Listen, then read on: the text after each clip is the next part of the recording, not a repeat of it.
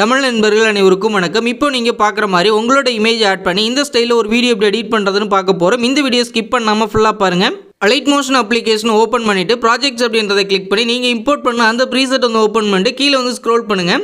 இந்த blue colour லேயரை click பண்ணி இந்த கலர் அண்ட் ஃபில் ஆப்ஷனை கிளிக் பண்ணி இந்த ஸ்டார் ஆப்ஷன் வந்து கிளிக் பண்ணிவிட்டு உங்களோட பிக்சர் வந்து செலக்ட் பண்ணி மேலே உள்ள ப்ளஸ் சிம்பில் கிளிக் பண்ணி ஆட் பண்ணிவிட்டு பேக் வந்துருங்க. இந்த மாதிரி உங்களுக்கு ரொம்ப பிக்சர் ஃபுல்லாக வந்துச்சு அப்படின்னா இந்த கலர் அண்ட் ஃபில் ஆப்ஷனை கிளிக் பண்ணி இதில் ஃபிட் அப்படின்றத கொடுத்துருங்க.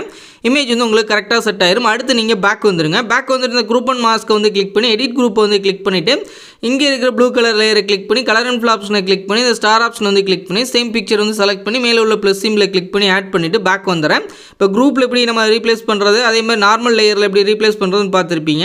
இதே மாதிரி நீங்கள் ரீப்ளேஸ் பண்ணிங்க. இதே மாதிரி இருக்கிற இந்த குரூப்பில் அதே மாதிரி இங்கே இருக்க எல்லா ப்ளூ கலர் லேயர்லையும் உங்களோட இமேஜ் வந்து நீங்கள் ரீப்ளேஸ் பண்ணிக்கிங்க.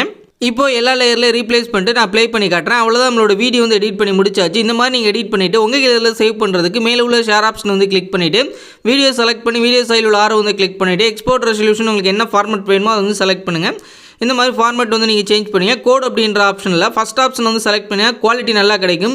இதில் ரெண்டரிங் ப்ராப்ளம் ஆச்சுன்னா செகண்ட் ஆப்ஷன் வந்து கிளிக் பண்ணிங்க. ஃப்ரேம் ரேட் வந்து ஃபுல் வந்து செலக்ட் பண்ணி கீழே உள்ள எக்ஸ்போர்ட் அப்படின்ற ஆப்ஷன் வந்து கொடுத்துருங்க. இது ஃபுல்லாக எக்ஸ்போர்ட் ஆகி முடிச்ச பிறகு சேவ் அப்படின்ற ஆப்ஷன் வந்து காட்டும். கொடுத்து உங்கள் கேலரியில் சேவ் பண்ணிக்கிங்க. இந்த வீடியோ பிடிச்சிருந்துச்சு அப்படின்னா நம்ம தமிழ் டெக் யூடியூப் சேனலை சப்ஸ்கிரைப் பண்ணிக்கிங்க.